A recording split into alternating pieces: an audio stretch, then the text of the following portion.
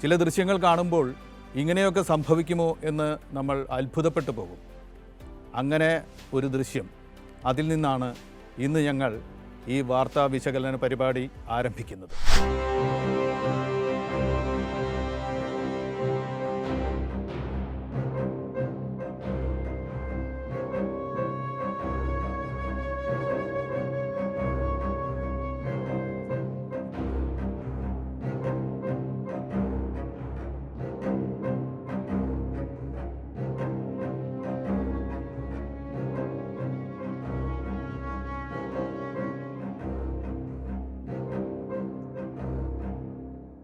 ഇതാണ് ആ ദൃശ്യം.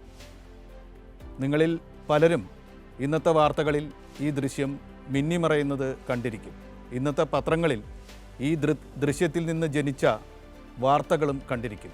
പക്ഷേ ആ വാർത്തകൾക്കപ്പുറം ഈ ദൃശ്യം നമ്മുടെ വേദനയായി മാറണം എന്ന് ശുപാർശ ചെയ്തുകൊണ്ടാണ് ഞങ്ങൾ ഇന്നീ പരിപാടിയിൽ ഈ ദൃശ്യം അവതരിപ്പിക്കുന്നത്. രാജേന്ദ്രൻ ദില്ലിയിലടക്കം ദീർഘകാലം ജോലി ചെയ്ത ഒരു മാധ്യമപ്രവർത്തകനാണ്.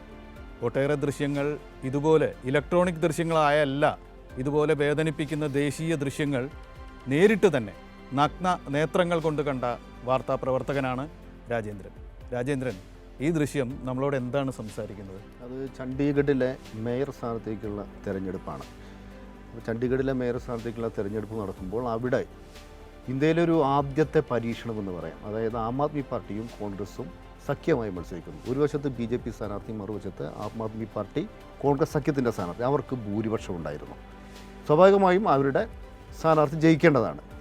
എന്നാൽ വോട്ടെടുപ്പ് വോട്ടെടുപ്പെല്ലാം പൂർത്തിയായി. ഈ വോട്ടെണ്ണൽ നടന്നുകൊണ്ടിരിക്കുന്ന സമയത്ത് പെട്ടെന്ന് ഭരണാധികാരി എന്ത് ചെയ്തെന്നാൽ 8 വോട്ടുകൾ അസാധുവാക്കി.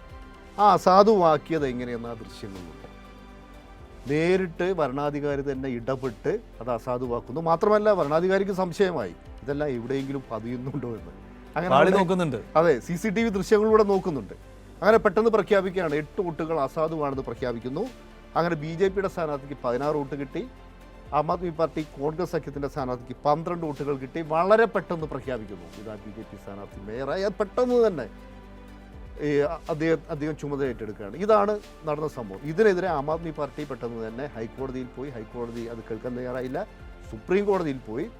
സുപ്രീം കോടതി ചീഫ് ജസ്റ്റിസ് ആ ദൃശ്യങ്ങൾ കണ്ട് അദ്ദേഹം പറഞ്ഞത് ജനാധിപത്യം കശാപ്പ് ചെയ്യപ്പെട്ടു എന്നാണ്.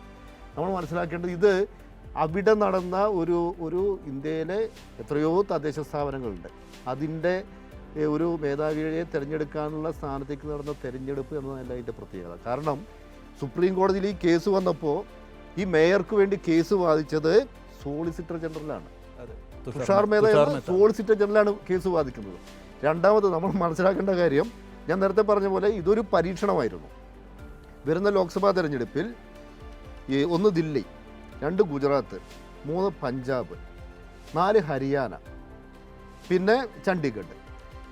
ഈ 5 പ്രദേശങ്ങളിൽ ഏതാണ്ട് 50ഓളം സീറ്റുകളിൽ ഈ സഖ്യം വളരെ നിർണായകമാണ്. ആം ആദ്മി പാർട്ടിയും കോൺഗ്രസും കൂടി കൈകോർത്ത് കഴിഞ്ഞാൽ ഈ 5 പ്രദേശങ്ങളിലെ 50ഓളം സീറ്റുകളിൽ അത് വളരെ നിർണായകമാണ്. ഇക്കാര്യം BJPക്ക് നന്നായി അറിയാം. അതുകൊണ്ടാണ് ഇത്രയും ആസൂത്രിതമായ രീതിയിലുള്ള അട്ടിമറി നടത്തിയത്.